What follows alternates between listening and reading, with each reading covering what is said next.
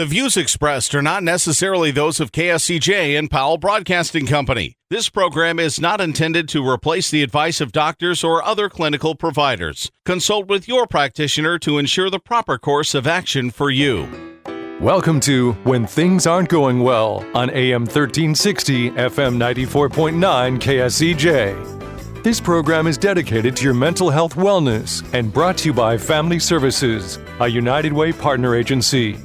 Here's your host, Art Silva. Good morning, Siouxland, and welcome to When Things Aren't Going Well. This show is all about your mental wellness environment and how you can help yourself navigate the daily highway of life. It's the little things or sometimes larger issues that can take us off-road.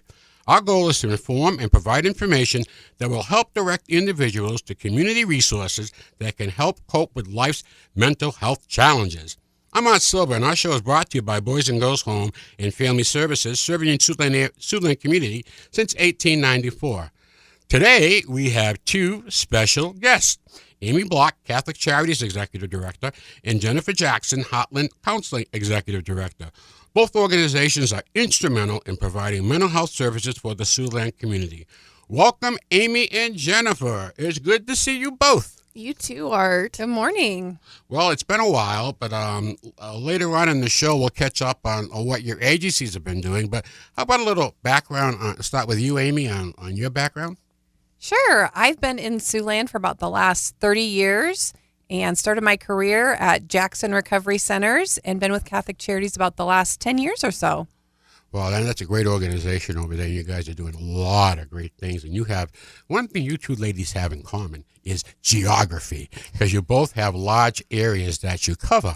So it's not like just here, you go all over the place. And how about you, Jennifer? How about a little background? Yeah, so I'm Jennifer Jackson, and I grew up here in Siouxland, South Sioux City native. Went to Briar Cliff, moved away for about 10 years to Louisville, Kentucky, and then I came back. I've been with Heartland for 13 years, and it's been a great experience. So you and I have almost identical anniversaries. It's been about that long I've been at Boys and Girls Home. Yeah. You know, and I thought at 10 years old, I never thought that I'd be doing this. You know, just things should just happen in life and just put you where you need to be, and it's been very fulfilling. So I'm glad to have you both here today, and one thing that's great about this is that I get a chance to get caught up on with my colleagues, some of the things that are going on with mental health in the Siouxland community. So, Amy, what's going on in your agency right now? Well, we have some big things happening in at Catholic Charities right now. We started a couple of weeks ago construction on an addition to our building. We are building a children and families wing onto our building, and it's really going to be dedicated to providing mental health services to kids over on really the west side of town, which there isn't an outpatient facility that's really focused on specializing in children's mental health. So we started this construction project a couple weeks ago, and so when you drive by, you'll see lots of dirt being moved around. I think they're going to be pouring some footings tomorrow, and we're really excited about this project. Well, what a great addition to the community that we can serve people. And I think that's the key word, serve, and how we approach our jobs, how we look at our jobs, how we see the need for our jobs. We serve. And when you serve, you look at things a lot differently. You want to make sure that the help is getting out there to people who need it. And you've identified an area of town that you thought could use a little extra help. I think this is wonderful. So we're really happy for you and want to be at your ribbon cutting when you get it done. Yes, we really can't wait. We expect the project will be done in October of this year. And, just like, both of your organizations, we serve people regardless of their ability to pay, people of all faiths and backgrounds, and really anyone who walks through our doors. And I think that's really important that we have such great mental health programs here in Siouxland so that people have a choice to where they're going to go and that they can find services and don't have to worry about the barrier of payment. Some people are able to pay, which is great, and we all will work with them, but some people don't, and they're in a situation where maybe they can't even afford a co-payment or their deductible from their insurance, and we all want to make sure that they can receive high quality care. You know, Amy, that access to care has always been a problem, and I commend you for what you're doing. I just want to tell the folks out there, I'm with Amy and Jennifer today. I really admire these two women because they know what the heck they're doing, and they're committed. But in a collaborative mood, I like working with the both of them. I think we all got our oars going in the same direction of trying to serve this community. So, Jennifer, I'm going to throw the spotlight on you. Yeah. So we too have some big things. I mean, I think all three of us, right? I mean, we got stuff going. We do. So we just recently found out that we were one of 7 agencies chosen to become a CCBHC in the state of Nebraska, which is a Certified Community Behavioral Health Clinic. And what that means is we will be a one-stop shop for all of your behavioral health needs. And that means mental health and substance abuse together. Over the next year, I'll be hiring 20 additional staff. And some of the programs that we're going to be adding is a community treatment aide, which is somebody who does intensive wraparound with children. So their caseload is 1 to 10. And then we will be adding some care coordinators. What they will be doing is working really closely with all of the therapists, all of the case managers behind the scenes, working with primary care individuals. So even, transporting back and forth, which we already do, but it's just going to be more a higher level. The other things we're going to be adding is mental health IOP. So currently we only have one mental health IOP program in town, and that's in Sioux City. So we'll be adding that where people can come 10 hours a week for a mental health group. That might be somebody that's really struggling in maybe coming in and out of the hospital. And then the biggest program we're adding is called an ACT team, and that is assertive community treatment. That is a team of 10 individuals that work really intense wraparound with people that are severely mentally ill. So. Well, this is exciting, and having lived someplace else and moved here, like I think other than Jennifer, we have, I am just amazed at the array of services that we have to offer. This is not a competition, folks. These services are out there in different agencies. So please, if you need to use a service, use them. Give them a call. Talk to them. They're experienced. They do a very good job. And I guess I got my seal of approval because I love working with them. These are just great people that really care and make a commitment to the community. So having lived someplace else, I think what people don't realize is the wait to get into see somebody. Here we have different agencies. You can call up and get in and get an appointment rather quickly. Other times you have to wait. Other areas you got to wait 4 weeks, 6 weeks. I know it's a tough deal. So I'm glad you guys are here. It's a check mark. Nonprofits in this community are so important. They do so much, and you two guys are about the two best that I work with. So. Thanks, Art. Thanks, Art. Hey, I'm Art Silva, and you listen to When Things Aren't Going Well right here on 1360 AM, 94.9 FM, and I'm with Jennifer Jackson and Amy Block, and we're talking about mental health services in Siouxland. So with that, let me ask you ladies, this new service that you talked about, Jennifer, is it tied to any type of federal funding that that's something we're all dealing with right now? You keep your eye out on your previously committed funding that you still get it. That's a great question. So across the United States, every state is choosing on how to utilize the CCBHC. And so like in the state of Iowa is a demonstration state. So they receive federal funds, and then the state chooses the agencies. Nebraska's doing it a little different. They decided to write it into law. Governor Pillen wrote it into law last year, and they're actually using internal funds. So we have to follow the federal guidelines, but all of the funding is within the state. So each state gets to do it just a little different. Yeah, so it's a good thing. That's okay. You can tailor make it to what you need and what your needs are in the community. Yeah. So that's a good deal. So hopefully, I remember that first week there when we started hearing about budget cuts and taking agencies down. Boy, we just didn't know. Right. Did this mean that previously committed money we're not going to get, or what happened? So it's really crazy. Amy, your thoughts on that? Right. I mean, I think there's still concern out there. I think it's right now our concern has to do with, I think, Medicaid cuts. at the federal level and people not being eligible for Medicaid who currently are. And I think the concern is that I think most of us believe that we want people to have access to health care, which includes mental health care. And I think we all have people who enter our doors who have Medicaid and it's paying for their mental health services. And with some of the cuts that are being proposed, many of those individuals wouldn't. And the fear is that they may not then access mental health care because they don't have a way to pay for that. So I think that's on all of our minds and concern for people out there in our community. Well, I know it's going to be an interesting time for us because we're going to have to figure out different strategies. This is going to affect a lot of things from providing the services right up to fundraising. So it's just the uncertainty. It's the uncertainty. If we had a path, we know what was going to happen, we'll manage that. But the uncertainty right now is really great. So we're coming up on our break, so continue your morning chill. Don't touch that dial. We'll be right back with more When Things Aren't Going Well right here on KSCJ, 1360 AM, 90.9 FM.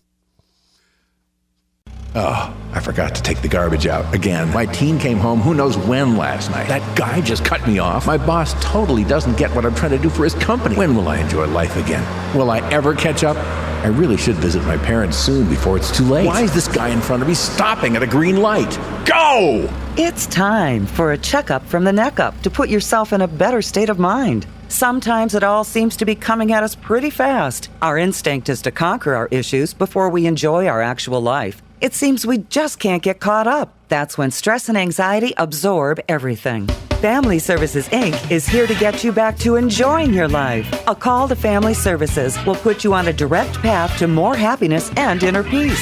It's time you appreciate the things that matter most. Let the sun heat your back and enjoy the day and laugh with guiltless, stress-free joy. Call Family Services today at 293-4900. That's 293-4900. I feel good. Welcome back to When Things Aren't Going Well on KSCJ. Here's Art Silva. Welcome back to When Things Aren't Going Well. I'm Art Silva along with Amy Block, Executive Director, Catholic Charities, and Jennifer Jackson, Executive Director of Heartland Counseling. And we're talking about mental health in the Siouxland area. So let's continue our discussion. Let me ask you, ladies, what do you see as the biggest mental health problem in Siouxland? I know it's a big question, and you can go different ways, but what do you think just permeates everything? Jennifer? So, actually, we just finished a community needs assessment, and we had an amazing response. We had over 250 people in the Siouxland area respond, and the top two needs, well, let me go three. Sure. Number one was, of course, worrying about pain, and so I think we have to continue to educate people in the community that there are places that you can attend like ours, right? And still receive the services. So that's one. I think number two was transportation barriers and getting to the services. So again, I mean, it may go back to educating people that there's telehealth available. But maybe for your initial appointment, how can we assist people in getting into those services? And then number three had to do with language barriers and culturally competent therapists. So those were the top three from what we just finished this, last month. So, I mean, and that's coming straight from the people. That is so interesting, and this is hot off the press. So whenever we get good statistics, good data, it's something to look at in our changing community and how we're providing services with this change. So right. That's real interesting. Amy, any comments on that? What do you think? I think it's interesting. I think when we hear those things, and I think us as providers, sometimes what we think, and we think we're putting all this information out there, and why don't people know what's out there? Why don't they know that there's agencies like ours out there that will work with you, that we never turn people away due to inability to pay, and there's these resources out there. And I think that is the challenge, is how do we get information to our community so that they know that we're there? And I think there's been some research, and it's been shared even with kids, I think especially and youth, that if they're struggling with mental health, where do they go? Same with parents. There's been a lot of information shared with them that if their child is struggling, they don't know where to turn. They often go to a family physician first. So I think it's really important, like the data Jennifer has, that we use that and then look at really figuring out those strategies to get to people so they have that information so that they know. So how is it we're not getting information out there to people? Well, when you mention culturally, that there's different avenues, different conduits to get into the different ethnicities in town. And I think you have to be able to identify that key person that might want to be that community activist for that segment and try to bring things forward and encourage people and educate folks that we have help out here. But it's very difficult to find those people that are willing to do it because they're going through their own transition right now. Correct. Right.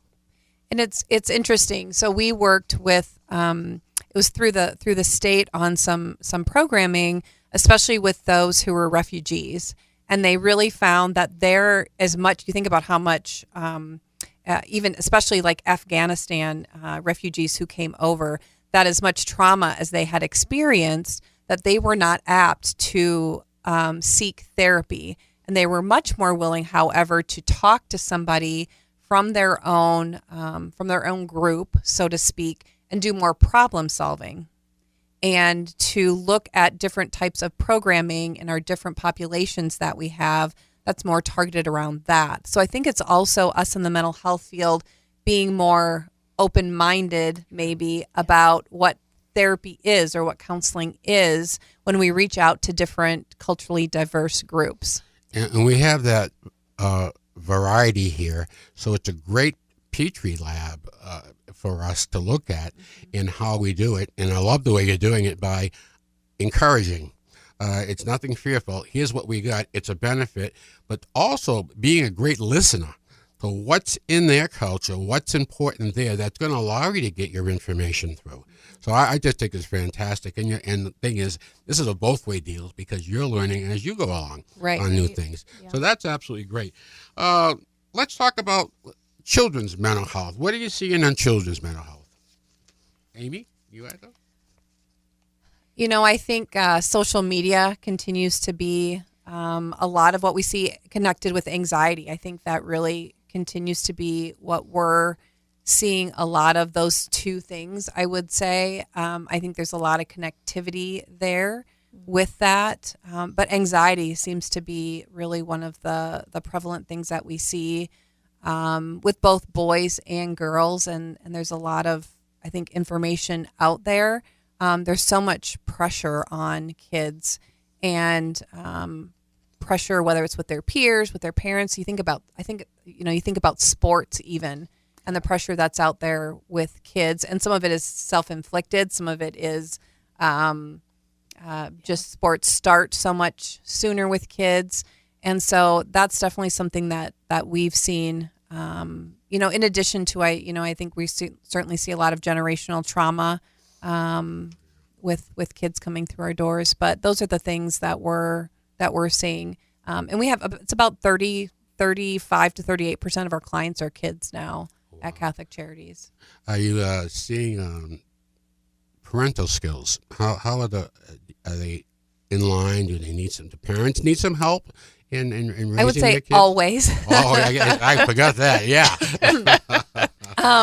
But I think social media, even for those of us who might, which I consider myself pretty educated because I work in the business, it changes constantly. It does. But I think that, along with that, I think there's still this belief with social media that, well, I have a good kid and they're smart and they're going to make good decisions. And it really has nothing to do with that. Yeah. And so I think it's still just really important with that. And I think I talked about it last time I was on, but we need to be in our kids' business when it comes to social media. And I think that if we're not, that's probably foolish on our part, because it's pretty scary out there what's happening. So it's a responsibility that I think parents have. I think that adults have. It's an overall responsibility to govern the use of this. It's a great tool if used right. Right. But my hat's off to Sneakies. I love what they do. Leave that phone right there. And it come in. This is really important, and there's some good ideas out there. But when the Surgeon General looked at social media as being an epidemic, Right. we got. Once you see something, you got to do something. Yeah. So, your thoughts, Jennifer? Yeah, I mean, I agree with everything Amy said. And I just read a recent study, in a research journal, that even when they're taking the phones away, that they're still seeing long-term use of inattentiveness. And so, I think, and that's going to impact everybody, right? I mean, just being able to feel like you can't stay focused, and so those are long-term impacts that they're seeing. Interesting. Yeah, it is. So overall, I mean, we just continue to see an uptick in all the kids we see are the referrals.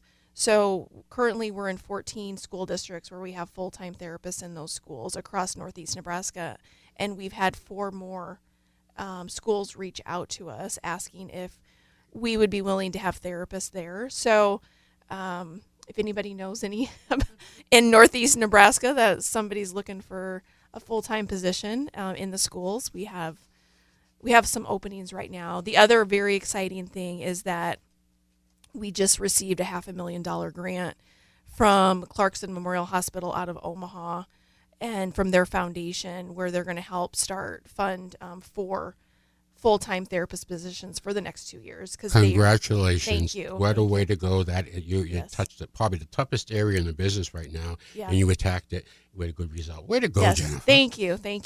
So, yeah, we're continuing to see this year, just in the schools, we have over 500 kids we're seeing right now in Northeast Nebraska. So it's quite a bit. Well, I want to just mention before we end the show today what a great job both of you two ladies are doing in your organizations. Proud to talk about it and be associated with it. You just do a fantastic job, and I thank you for that, and thank you for sharing with us today. Yeah, thank you. It's really good when you guys come on. I look forward to it. I know it's tough to get you on because the schedules are so busy. Let's go into. I want to talk about the Heartland Gala before we get done. Oh, Come on, give it a plug. yes. So Heartland Gala is on April 11th. We are featuring 4 amazing women who have given back to Siouxland. And tickets, you can go to our website, heartlandcounselingservices.org, and get your tickets. And it's a fun night. And guess what? We're going to be auctioning off some pretty amazing things. So, well, I'll second that. I went last year. I can't go this year. I won't be here. But I went last year, and I got spring training tickets to the Cubs and the Dodgers and the White Sox. So go to their auction. It's really good. Yeah. Thank you, Jennifer. Hey, listen, this has been great. I want to leave with a joke. We always end our show with a little bit of humor. Humor's good for the soul. So here we go. I bet on a horse last week at 10-1. It came in at 4:15. Didn't win anything. Okay, thank you, Amy. Thank you, Jennifer. And thanks to our listening audience. Shout out to the GPAC Women's Basketball. Congratulations to the Dordt Defenders on their repeat championship. Honorable mention to the Briarcliff Women's Basketball team, who came within 1 point of an all-GPAC final. Stuffed fatigue. New stuff arriving daily. Great time to update your spring wardrobe. When things aren't going well, we'll be back next Saturday morning right here on 1360 AM, 90.9 FM, KSCJ. Your homework for the week is to go out and have a good laugh. May the sun shine on you. Happy trails to you until we meet again. Happy trails to you. Keep smiling until then. Happy trails to you till we meet again.